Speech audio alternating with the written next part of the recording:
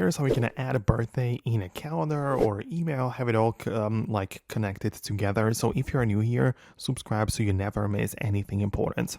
So you might have different calendar apps and different calendar accounts even.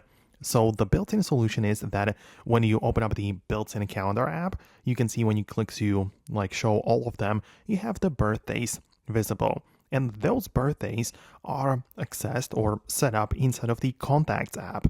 So as I say, if you want to stay within the Apple Contacts and Apple Calendar within the Apple ecosystem, you have to open up the Contacts app, select the person you want to customize it for, click on Edit, and add the birthday for that person.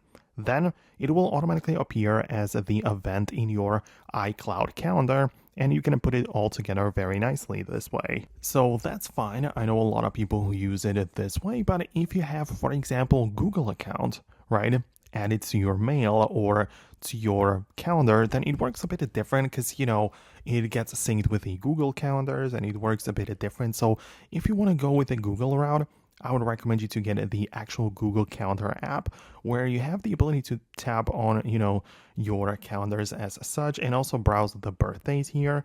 And those are as well the very same way set up through the Google Contacts app, right? So it is like separated by the different ecosystems. So I guess you can consider it to be this way. So yeah, the birthday you add in the Apple Contacts will show up in the Apple Calendar and the same thing for Google. So yeah, that's how it works. Of course, you still have the ability to set up just a random event in your calendar and then name it the birthday and get the reminders for it. And, you don't have to worry about any of these things.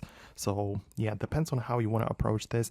Let me know which option you decided to go with. Hit the thumbs up and subscribe for more. And I'll see you later in the upcoming videos as well.